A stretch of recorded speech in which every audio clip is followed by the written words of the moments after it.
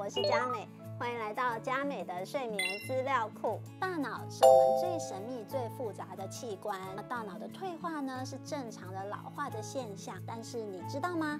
原来驼背还有打鼾会加速大脑老化的现象。打鼾呢，等于是不快乐的缺氧。一般人的血氧浓度呢，大约是95到100%。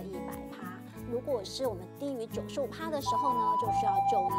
那如果是90%以下的话呢，就需要去挂急诊。打鼾的缺氧呢，大概是80%，但是有时候甚至会低到70%，真是太可怕了。有研究显示呢，如果有打鼾习惯的人呢，他的失智率呢会增加69%，那他的认知功能障碍呢会增加106%。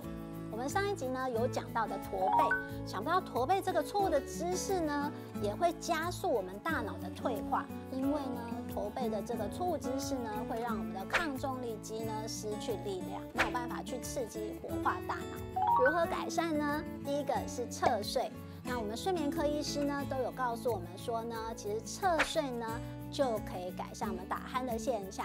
但是很多人呢，他因为呢床枕没配好，所以呢他就没办法正确的侧睡，就会变成侧趴睡，然后就造成呢打鼾没有改善，然后又造成颈椎跟腰椎的伤害。所以侧睡的话呢，床枕是很重要的。第一个呢，你在正睡的时候呢是需要枕紧，然后侧睡的时候两边的高度需要比较高，就是要依你的肩膀的宽度，然后还有你床垫的软硬度来选择自己适合侧睡睡姿的枕头。有研究显示呢，正确的侧睡呢，就是我们的大脑呢跟我们的脊椎呢呈现一字的形状的时候呢，就是最好的大脑排毒的方式。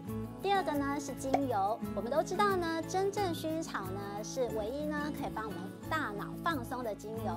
那另外，假设我们大脑已经退化了，那我们希望呢增加我们的认知能力呢，有实验指出呢，我们在早上的时候呢，可以用柠檬精油加迷迭香精油；那晚上的时候呢，使用真正薰衣草精油加上柑橘的精油，就可以增加我们的认知能力。